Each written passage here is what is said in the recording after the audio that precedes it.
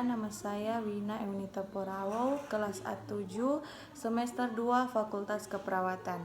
Hari ini saya akan menjelaskan materi mengenai yang pertama, pengertian patologi, yang kedua, pengertian patofisiologi, yang ketiga, ruang lingkup patofisiologi, dan yang terakhir, klasifikasi patologi.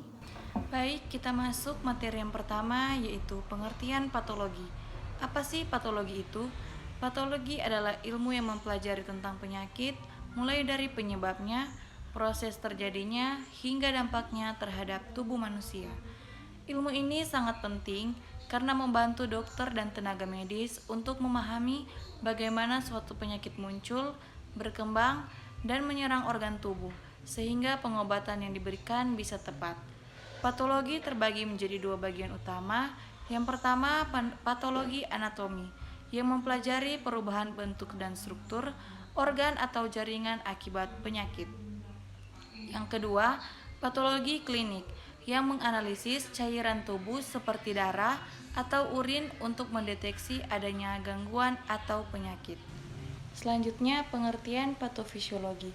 Patofisiologi adalah cabang ilmu kedokteran yang mempelajari tentang mekanisme perubahan fungsi normal tubuh akibat suatu penyakit atau kondisi abnormal. Ilmu ini mengkaji bagaimana suatu penyakit berkembang, bagaimana ia mempengaruhi sistem organ dan jaringan, serta bagaimana perubahan tersebut menimbulkan gejala tanda klinis yang terlihat pada pasien. Secara sederhana, patofisiologi menghubungkan antara penyebab penyakit atau etiologi, perjalanan penyakit atau patogenesis, dan manifestasi klinis yang muncul sebagai akibat dari gangguan fungsi tubuh. Selanjutnya kita masuk ruang lingkup patofisiologi.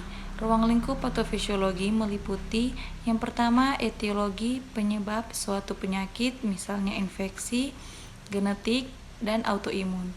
Yang kedua, patogenesis, mekanisme bagaimana penyakit berkembang. Yang ketiga, perubahan fungsi sel dan organ, gangguan kerja organ akibat penyakit. Yang keempat, manifestasi klinis, tanda dan gejala yang muncul akibat gangguan fungsi.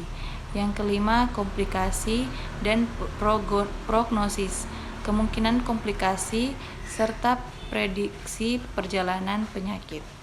Yang terakhir, klasifikasi utama dalam ilmu patologi. Yang pertama, patologi anatomi.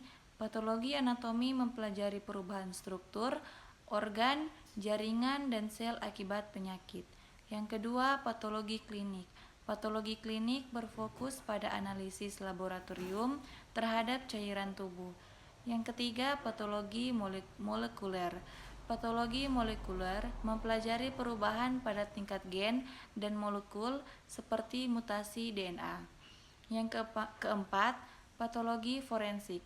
Patologi forensik digunakan untuk menentukan penyebab kematian dalam konteks hukum atau kriminal. Sekian dan terima kasih.